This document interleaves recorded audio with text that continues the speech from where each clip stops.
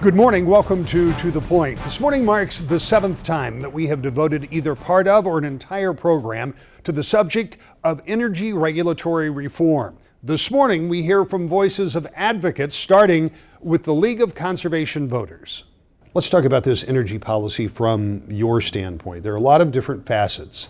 We don't have to go through the whole plan because there is no whole plan, to be quite honest. And we were talking about that just before we started. There were commercials that have been airing over the past week or so that talk about the Knopf-Nesbitt plan. Those are two separate plans that have not been finalized and won't be likely until after the first of the year. At least that's my perception. You may have a different take on that. What is your take on what we ought to be doing from a state perspective when it comes to energy policy? Our primary objective in this discussion is to continue to build upon the success that we've demonstrated over the past 7 years in adding renewable energy capacity in the state and reducing energy waste or increasing the use of energy efficiency programs. You know, we look at in 2008, we put in place our current energy policy, which I know you've talked a lot about on your program. And within that policy was a 10% by 2015 goal for reaching renewable energy. Well, it's 2015. We've reached that 10% goal, essentially. We will by the end of the year.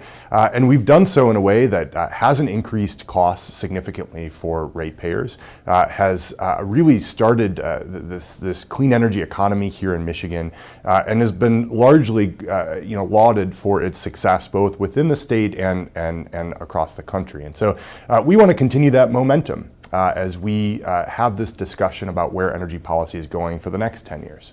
The governor took a stance earlier on and said he too would like to see a standard, if not a mandate, for more renewable energy.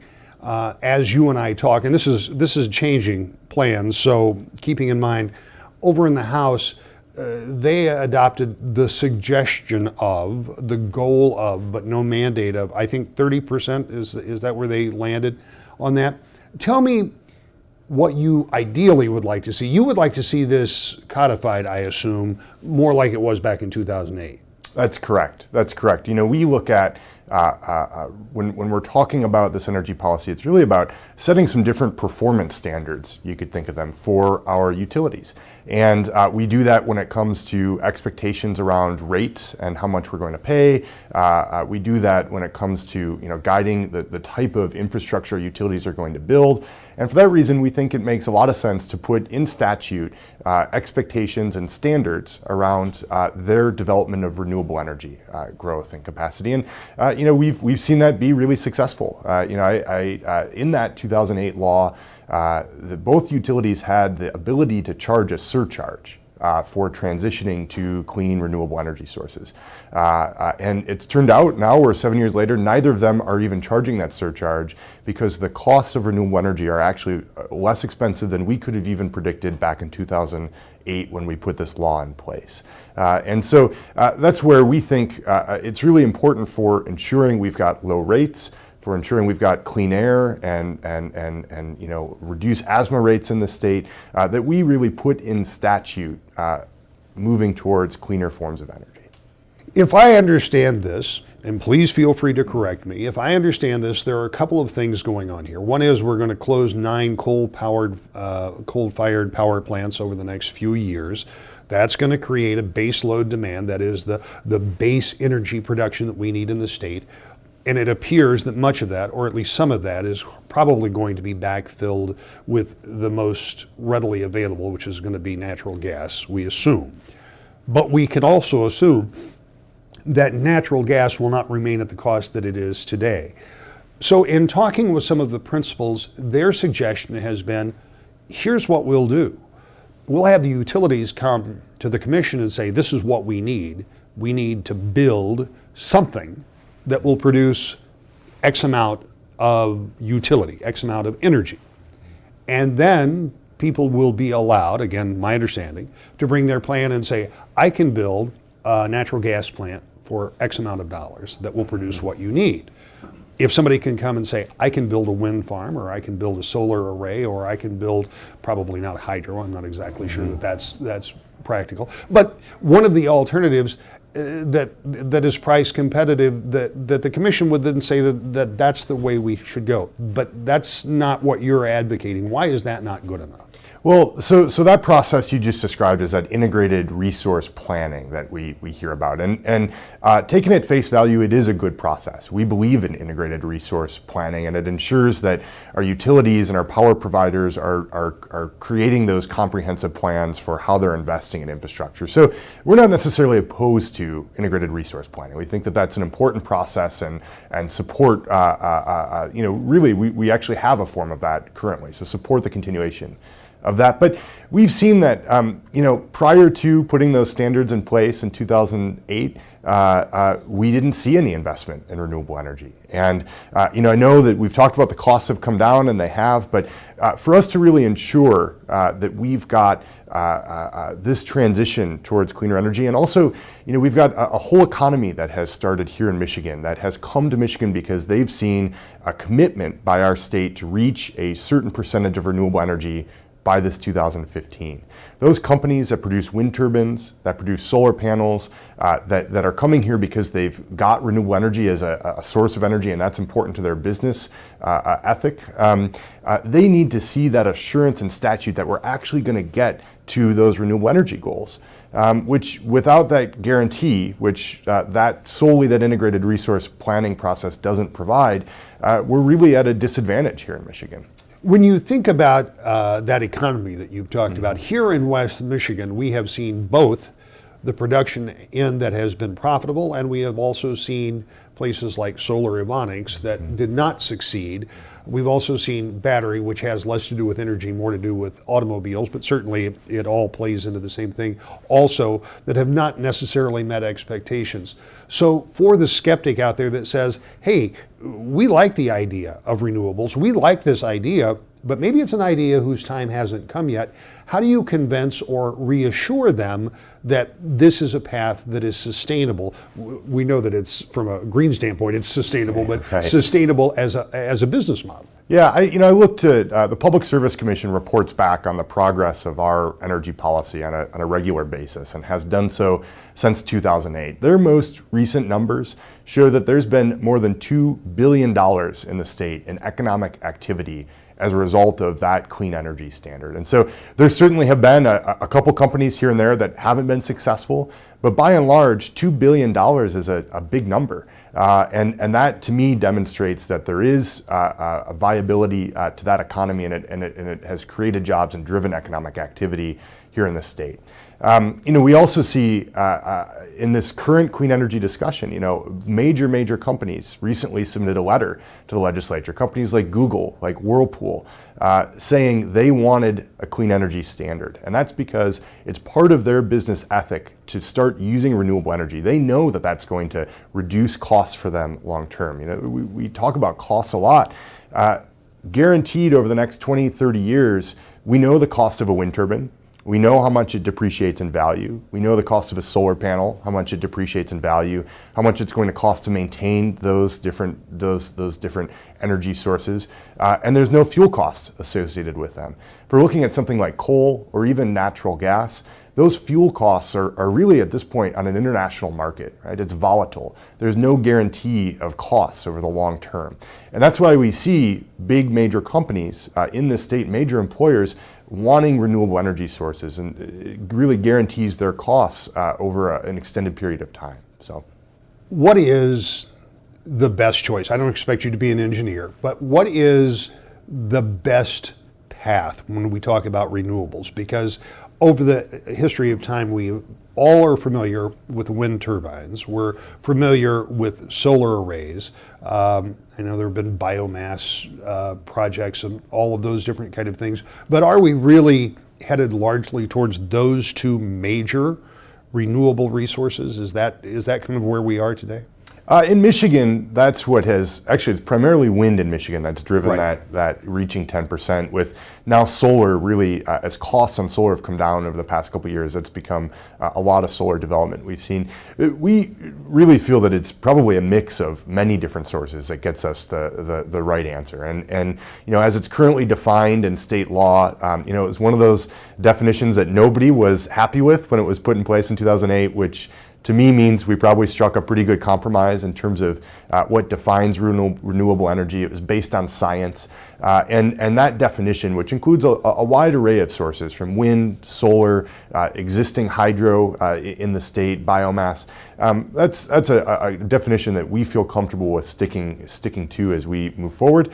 And also, it aligns with new federal definitions that are coming down as part of those federal laws that you referenced earlier. So keeps Michigan kind of in line with federal law, and it's also what's driven a lot of the success. So, to answer your question, wind and solar are probably the top two, but in reality, it's a mix of a lot of different sources, and that ensures that reliability and low cost. I don't expect you to reveal private conversations, but you talk to lawmakers. You have interaction with them, and you have had the opportunity to say to more than one, why won't you do this? Why aren't you in favor of this? Is there a standard answer? Is there an objection that you hear more than others when it comes to setting that standard?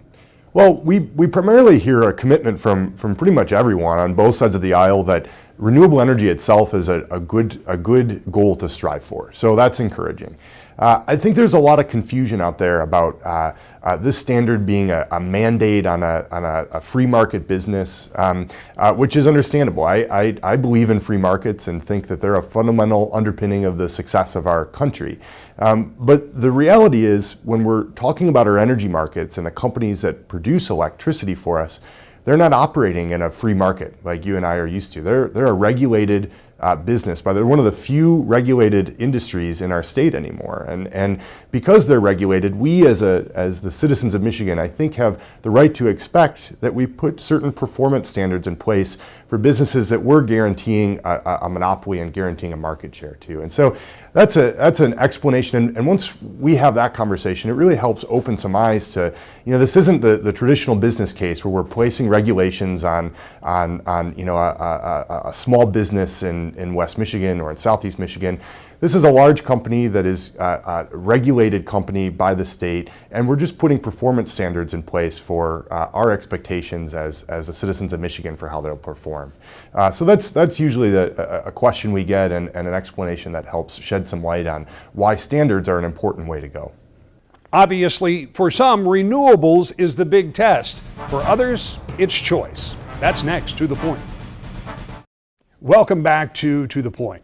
Ken Sikkema is a former Republican state representative, Senate Majority Leader, and now a senior policy fellow for a consulting firm.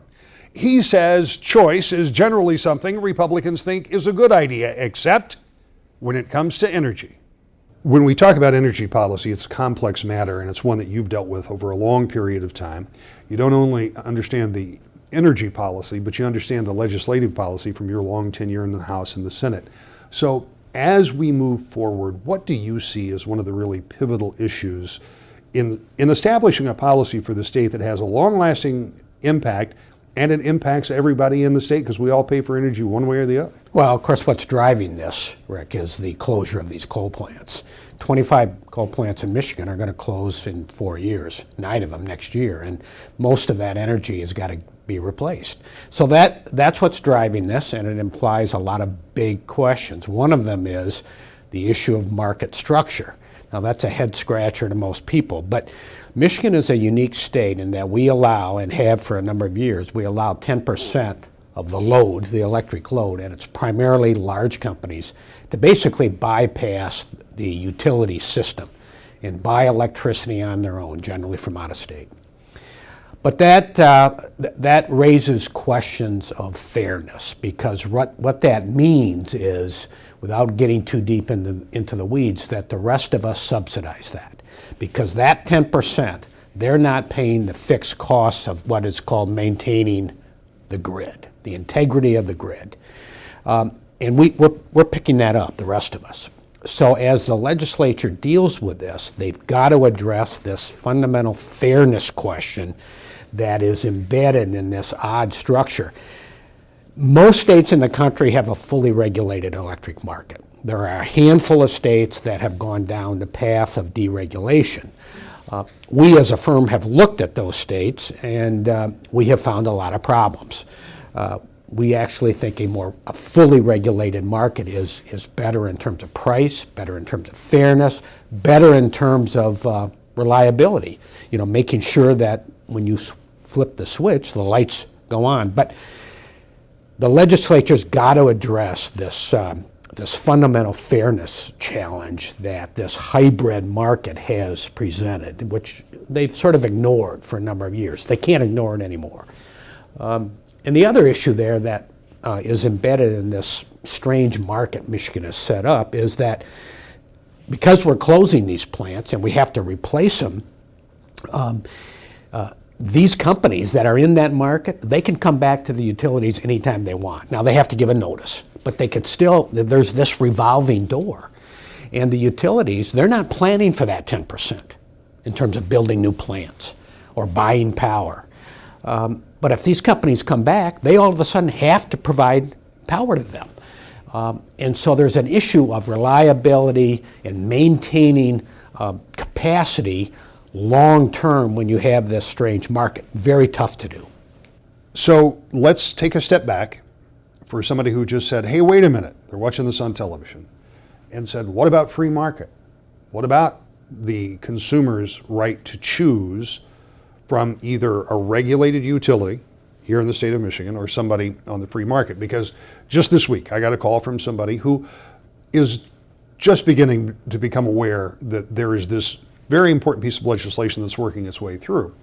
And they said, did you know that if this plan passes, there will be no more choice? Well, first of all, we should point out there is no single plan. The House has a plan, the Senate has a plan. They're both still in the process of being worked out. And when they're done in the House, likely that will go over to the Senate and there'll be more changes made. So we're a ways from, at least in my estimation, from this being final. You may have a different take on it, but that's where I think we are.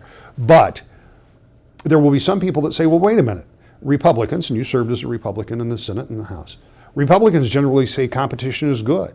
They think that free market is good. They think everything should be, from schools to whatever else, should have competition because competition makes everything stronger in a free market society. Why doesn't that hold true from your perspective for utilities? Well, as you point out, it's sort of embedded in our Republican DNA about competition in free markets, and 99% of the time it works. It doesn't work when it comes to electric utilities for a couple of reasons. One is the massive amount of investment required over a long term to build and maintain these plants and to pay them off. They get paid off over 30 and 40 years. And in order to do that, you need a secure customer base to secure the financing and ultimately to pay off the plants. So our research around the country, and we've looked at states that have deregulated, indicates that it doesn't drive down price because of the unique nature of this industry. New Jersey is a great example. New Jersey started deregulation in 1999 because they had the 6th highest rates in the country. Well, fast forward, 16 years later, 2015, they still have the 6th highest rates in the country, and they're struggling to put the genie back into the bottle. And of course, in Michigan, with this 10% of the load that can go into a free market system, none of that is residential ratepayers. That's all large companies. And from a standpoint of price, standpoint of reliability, a fully regulated market, in our judgment, is a better approach. Now, if you're going to maintain this 10%, which the legislation, both in the House and the Senate now, does maintain this 10%. If you're going to do that, make the rules of engagement fair so that you don't have one group of ratepayers subsidizing another group, and in this case, residential ratepayers, senior citizens, small businesses, subsidizing primarily large companies. And in the Senate plan, at least, it's my understanding that they have made provisions that would, in all likelihood, raise the cost for that 10% because of that very thing, that they would shift some of that cost back over in a kind of complicated form. Well, yeah, without getting too deep into the weeds, but right now what's happening is the companies that are in that, what they call it retail open access, the 10%, they're really not paying the full cost of the energy. They're paying the cost of the energy, but they're not paying their share of maintaining the grid. The rest of us are picking that up for them. So if it does raise prices for them, it's because for the first time they'd actually be paying their fair share. One of the things that I'm was interested in when you agreed to come in and talk is kind of the universal, the global view, if you will, of what an energy policy should look like. Because, and maybe I'm just giving away my age, but I came from a coal producing area of the country, and coal was where electricity came from forever and ever and always. And you talk about this large number, this big base load that's going to go away that was all coal. And a lot of people talk to me and say, well, we're going to replace that with natural gas. And I appreciate that coal can vary in price too, but natural gas is certainly can be volatile. It's pretty inexpensive right now, but so is gasoline for our cars. And we know that that can change in a hurry. Is that the direction that you see this going from an energy production standpoint? Well, I think it's important to realize how important, well, it's important to state how important this issue is. Energy drives the economy, but we don't really pay attention to it. It's not on our radar screen until it's not there. You know, you have a storm, winter storm, an ice storm, and all of a sudden it's not there. Suddenly we realize how important it is. So this is a fundamentally important issue.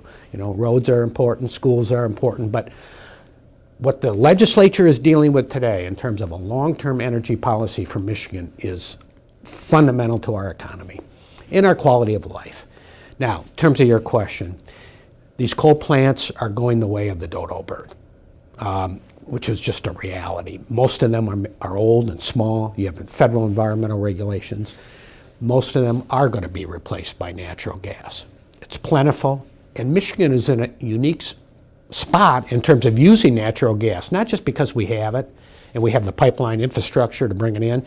We have major storage facilities underground that allow utilities to buy the natural gas when it's cheap in the summer, store it, and then use it in the wintertime when it's needed and expensive. So we are going in the direction of natural gas. But let's not forget, there's a place for renewables. There's a place for using less energy, meaning energy efficiency or reducing energy waste. And there's a place for what's called demand-side management with new technology, where you can actually regulate when you use certain things at home and when you don't. You have a perspective that few people can give me when we talk about this, because you obviously have spent a lot of time studying this issue, and that's your job, as it were, is to look at important issues. But your job before this was to vote on those important issues. How difficult is this for a body, either the Senate or the House, to get members fully engaged? The people who are on the committees have been dealing with this for months. The folks who aren't on the committees have been dealing with their own issues in their own committees. Roads have occupied a lot of time for both chambers over the past 2 years.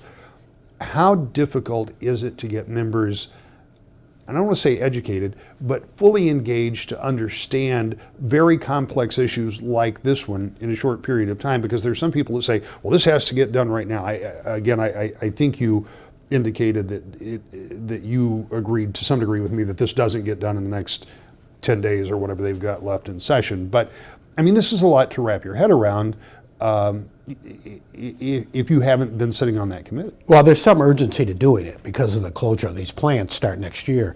And this is the third time in the last 15 years the legislature has grappled with this very complex subject. But with that being said, in the last 2 years, there have been more hearings, more testimony, and voluminous reports than any other issue I've ever experienced. So as complex as this is, the committees that have dealt with it in the Senate and House, and the chair people of this, Eric Nesbitt in the House, Mike Knopfs in the Senate, they are really experts on this now. Now, it's true that not everybody in the House or everybody in the Senate's been studying it like these committees have, but this issue has gotten more hearings, more testimony than any other issue I've seen in my experience in the legislature. We'll be back with more To the Point in just a moment. So the legislature only has a handful of days left this year to deal with energy. They can come back and revisit it after the first of the year, and that's almost certainly what they will do. But what will that package look like? It certainly will have an impact on all of us and for years to come. It's an issue we'll continue to follow, and you'll hear more voices on the issue. Join us Sunday mornings at 10 o'clock on Wood TV 8 for To the Point.